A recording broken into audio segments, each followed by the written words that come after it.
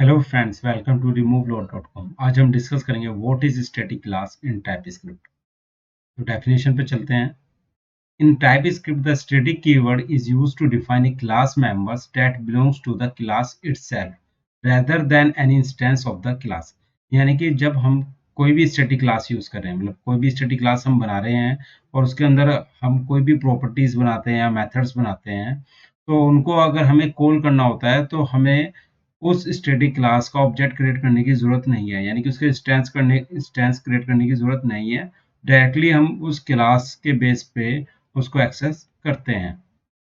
आगे चलते हैं। Static members can include properties and methods that are shared by all instances of the class and can be accessed directly on the class itself without creating a instance. मतलब जो मैंने आपको बताया वो ही बात है कि हमें इंस्टेंस क्रिएट करने की जरूरत नहीं है, हम डायरेक्टली उसको एक्सेस कर सकते हैं। ठीक है, अब चलते हैं कोड पे। तो यहाँ पर हमने यहाँ पे लिखा हुआ है static properties and methods in a class. अब हम यहाँ पे क्या करेंगे, एक क्लास बना लेते हैं। क्लास मैंने बना ली है यहाँ पे कैलकुलेशन की। कैलकुलेशन क्लास बनाई मैंने यहाँ पे। इस कैलकुलेशन के अंदर यहाँ पर मैं एक बना लेता हूँ मेथड स्क्वायर। स्क्वायर मेथड के अंदर मैं कर देता हूँ कोई भी एक एक्स ले लेता हूँ, यानी नंबर। और ये किस टाइप का रिटर्न होना चाहिए, नंबर टाइप का ही होना चाहिए। ठीक है, कर्ली ब्रेसेस ये हमने यहाँ पे डिक्लेयर कर दिया है। अब यहाँ पे रिटर्न लिख देते हैं। रिटर्न रिटर्न जब करेंगे, स्क्वायर है यानी कि मल्टीप्लाई, एक्स जो वैल्यू पास करेंगे इनटू एक्स। ये एक्स हमने ये कैपिटल में हो गया, इसको स्मॉल कर देते हैं। ठीक है, एक ये हमने कॉपी किया, एक हमने इसको स्क्वायर के बजाय अब हम यहाँ कर लेते हैं क्यूब। क्यूब में हम क्या करेंगे, मल्टीप्लाई एक्स यानी 3 टाइम्स। तो ये हमने रिटर्न कर दिया। एक हमने दो फंक्शन बनाए हैं। तो सबसे पहले मैं एक काम करता हूँ, मैं यहाँ पे लिख देता हूँ माई डाटा। ठीक है, जो कि एक स्ट्रिंग है, लिख दिया। This is a static property. अब मैंने ये लिखा है, अब मैं यहाँ पे क्या कर दूंगा, यहाँ पे पास स्टैटिक। मैंने अभी क्या किया, इस क्लास को जो बनाया है कैलकुलेशन, इसमें स्टैटिक बेसिकली एक प्रॉपर्टी यानी एक वेरिएबल को डिक्लेयर कर दिया, उसकी वैल्यू पास कर दी है। ये हमारी क्लास है। मैंने आपको बताया कि हमें जो अगर हमने कोई क्लास बना रहे हैं, उस क्लास के अंदर अगर हमारी कोई भी प्रॉपर्टीज या मेथड स्टैटिक है, तो उनको अगर हमें प्रॉपर्टीज और मेथड्स, स्टैटिक प्रॉपर्टी और मेथड को अगर एक्सेस करना है तो हम डायरेक्टली एक्सेस करेंगे, हमें ऑब्जेक्ट क्रिएट करने की जरूरत नहीं है। मैं एक काम करता हूँ, कंसोल डॉट लॉग, ये मैंने लिख दिया है। अब ये जो मैंने डिक्लेयर किया है कैलकुलेशन, कैलकुलेशन लिखूंगा डॉट माई डाटा।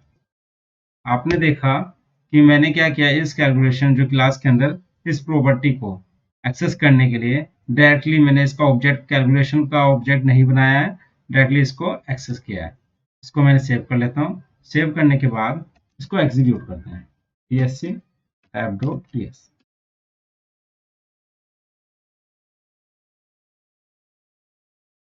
अब ये एग्जीक्यूट हो रहा है और ये किसमें कन्वर्ट कर देगा, app.js में, इस कोड को। देखो कोड में देख भी लेते हैं, इस तरीके से इसने इसको कन्वर्ट कर दिया है।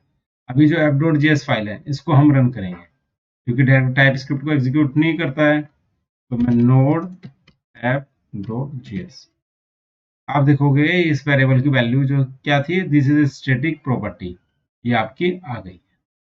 अब मैं क्या करता हूँ, ये जो मैंने बनाया है स्क्वायर और क्यूब, मैं इसको स्टैटिक बना लेता हूँ। क्या बनाया मैंने, स्टैटिक बनाया है। ठीक है, स्टैटिक बना दिया स्क्वायर को। अब मुझे एक्सेस करना है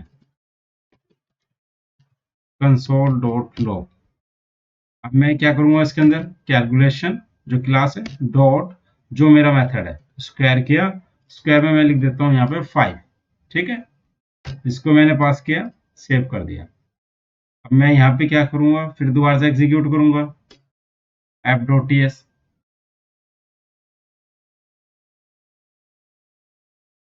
अब ये हमने कर दिया, अब इसको रन करेंगे नोड app.ts।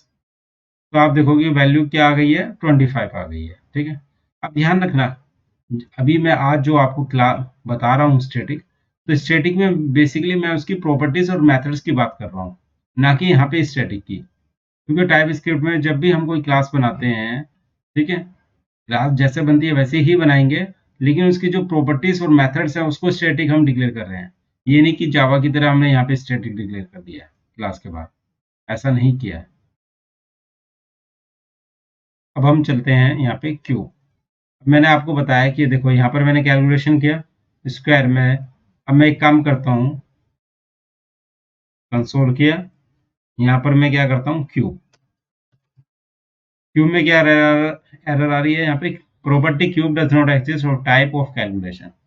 ठीक है, तो यानी कि इसने यहाँ पर एरर दे दी है, क्योंकि क्यूब नॉर्मल मेथड है, कोई स्टैटिक मेथड तो है नहीं। अगर मुझे नॉर्मल मेथड कॉल करना है तो मैं कैसे करूंगा, इसको यहाँ से हटाऊंगा। मैं सबसे पहले क्या करूंगा, कैलकुलेशन का कॉन्स्ट कैल कर दिया इसका ऑब्जेक्ट। ठीक है, और ऑब्जेक्ट कैसे बनाते हैं क्लास का, कैलकुलेशन। ठीक है, ये ऑब्जेक्ट बन गया। अब यहाँ ऑब्जेक्ट बन गया तो क्या करूंगा, इसका मेथड कॉल करना है कैल डॉट क्यूब, और क्यूब के अंदर हमने किसका 5 पास कर देते हैं, ये हो गया। इसको करने के बाद मैं यहाँ लिख देता हूँ const cube result equal to, और इसको कंसोल कर लेते हैं, कंसोल डॉट लॉग, और यहाँ पे मैंने क्या लिख दिया, क्यूब रिजल्ट। यानी कि आपने देखा कि मैं अब इसको सेव कर देता हूँ, आपने देखा कि यहाँ पे बेसिकली मैंने क्या किया, स्टैटिक मेथड को कैसे कॉल किया, directly class dot method name, या स्टैटिक प्रॉपर्टी को क्लास डॉट प्रॉपर्टी नेम। लेकिन अगर नॉर्मल मेथड है तो कैसे यूज करेंगे, पहले उसका ऑब्जेक्ट क्रिएट करेंगे, फिर उसको हम कॉल करेंगे। ये हो गया। अब इसको सेव करते हैं, tsc app.ts।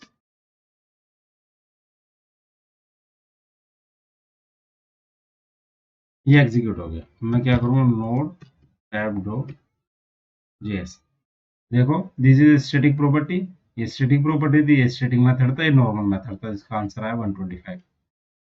तो इस तरीके से आप स्टैटिक कीवर्ड्स को, यानी स्टैटिक को प्रॉपर्टी में मेथड्स में कैसे यूज करते हैं वो आपको क्लियर हो गया होगा।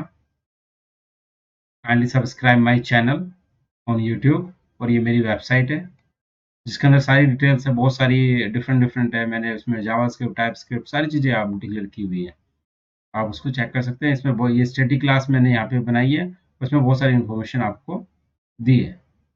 Thank you.